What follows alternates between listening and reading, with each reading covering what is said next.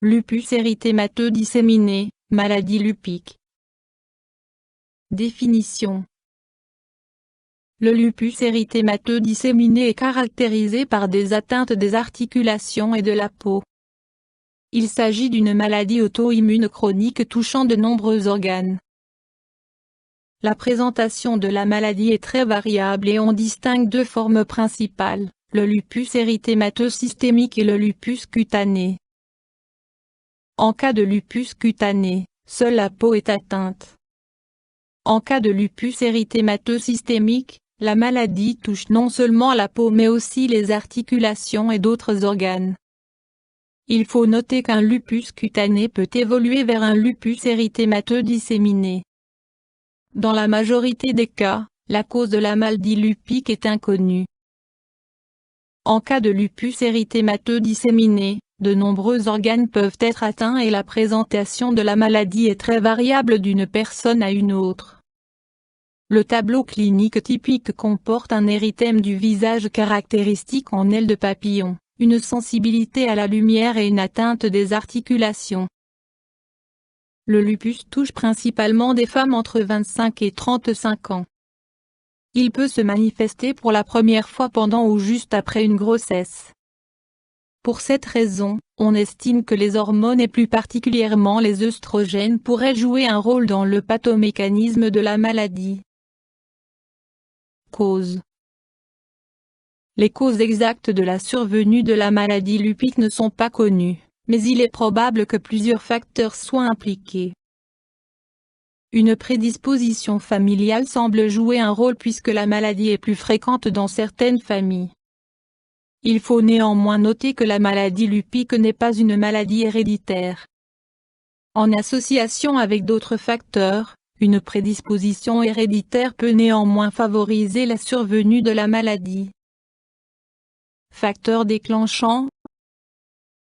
Rayons ultraviolets. L'exposition au soleil et à des rayons UV peut déclencher des poussées aiguës. Hormones féminines, œstrogènes, pilules contraceptives. Certaines infections pourraient jouer un rôle, en discussion.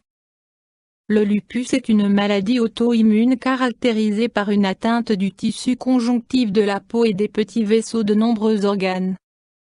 Dans la maladie lupique, ces tissus sont considérés par l'organisme comme un élément étranger contre lequel il doit se défendre. Il en résulte des inflammations chroniques pouvant affecter de nombreux organes. Forme particulière de lupus érythémateux. Lupus induit par des médicaments. Certains médicaments peuvent provoquer la survenue d'un lupus. Dans ce cas, les symptômes de la maladie sont moins sévères. Le plus souvent, seule la peau et les articulations sont atteintes.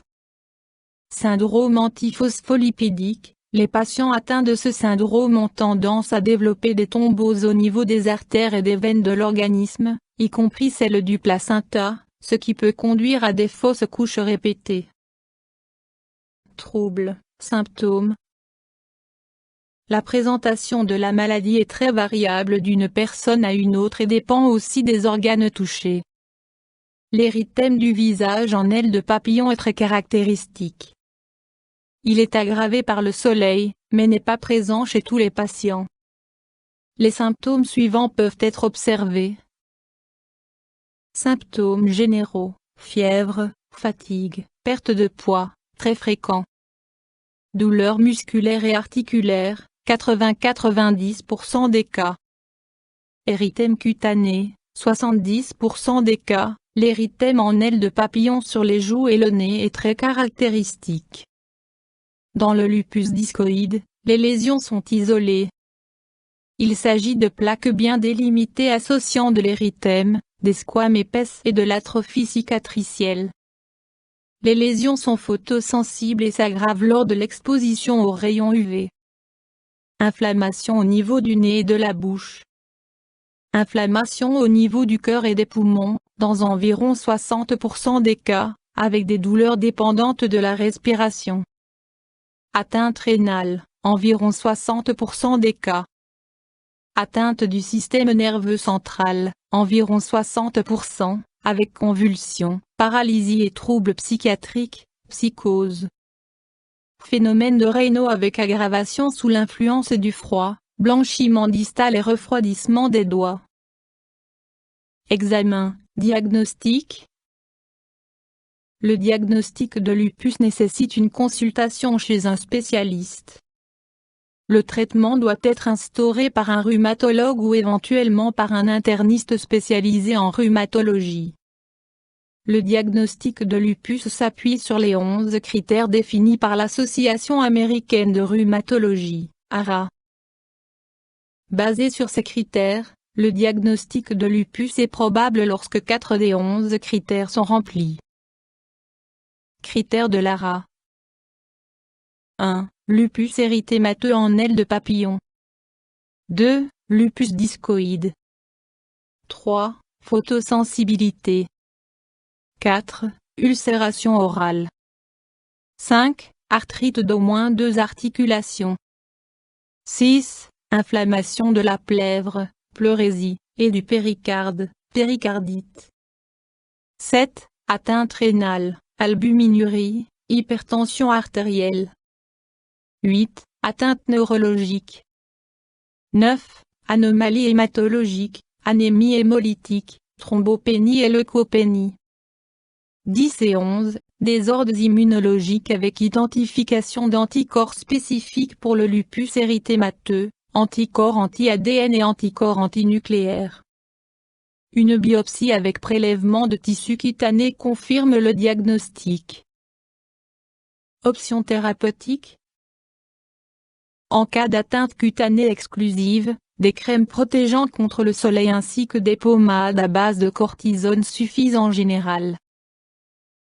En cas d'atteinte d'autres organes, lupus érythémateux disséminé, le traitement dépend du degré d'activité de la maladie. Dans les cas légers, le traitement utilise selon les formes des médicaments anti-inflammatoires, 1. Des antipaludéens comme la chloroquine ainsi que des corticoïdes en comprimé. Dans les cas graves, les corticoïdes à forte dose ainsi que les immunosuppresseurs sont utilisés. En cas d'atteinte rénale, des médicaments pour abaisser la tension artérielle sont prescrits pour protéger le rein. Évolution. Le suivi régulier des patients par un rhumatologue expérimenté ou éventuellement par un néphrologue, spécialiste du rein, est capital. En règle générale, les patients répondent bien aux corticoïdes et immunosuppresseurs.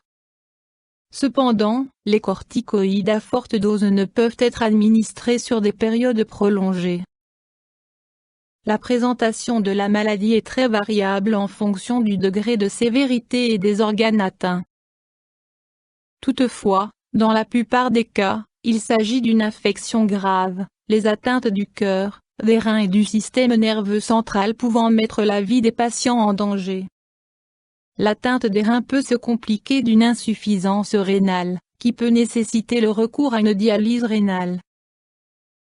La prescription d'immunosuppresseurs s'accompagne d'une dépression des défenses immunitaires, ce qui implique que l'organisme se défend moins bien contre les infections. Pour cette raison, en cas de traitement immunosuppresseur, il convient de veiller attentivement aux signes d'infection et de les traiter au plus vite.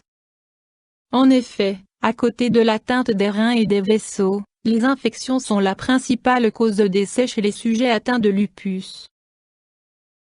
Complications possibles. Lupus érythémateux et grossesse. Il n'est pas exclu que les femmes atteintes de lupus puissent devenir enceintes. Toutefois, chez beaucoup de femmes le lupus érythémateux s'accompagne d'une aménorrhée, d'une absence d'ovulation et ainsi d'une stérilité temporaire. Il est important que les femmes qui souhaitent avoir des enfants prennent conseil auprès de leur rhumatologue. Risques lors d'une grossesse. Dans de nombreux cas, une bonne planification permet de diminuer les risques inhérents à la grossesse. Cependant, le risque de fausse couche, de prématurité et de faible poids à la naissance est plus élevé chez les femmes souffrant de lupus par rapport à la population normale ne souffrant pas de lupus. L'activité de la maladie en début de grossesse a une grande influence sur le pronostic. Lorsque la maladie est en phase inactive, l'évolution de la grossesse est le plus souvent favorable. En présence d'une phase active avec atteinte rénale, la grossesse est déconseillée ou devrait être reportée, en raison des grands risques encourus par la femme et l'enfant. Comment va le bébé? Les enfants des femmes atteintes de lupus sont généralement en bonne santé, car le lupus n'est pas une maladie héréditaire. Il est possible que le bébé présente des lésions caractéristiques du lupus à la naissance. Ces lésions néanmoins ne sont que transitoires, disparaissant quelques mois après la naissance. Quelques enfants naissent avec une cardiopathie congénitale nécessitant l'implantation d'un stimulateur cardiaque. Médicaments à prendre au cours de la grossesse. La grossesse doit être planifiée individuellement avec la patiente.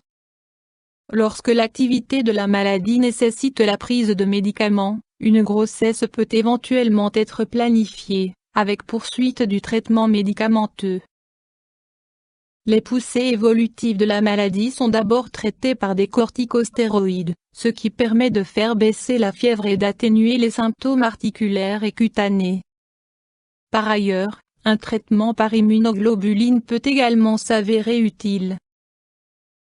Des contrôles immunologiques et gynécologiques réguliers revêtent une importance capitale. YouTube Dr Alabé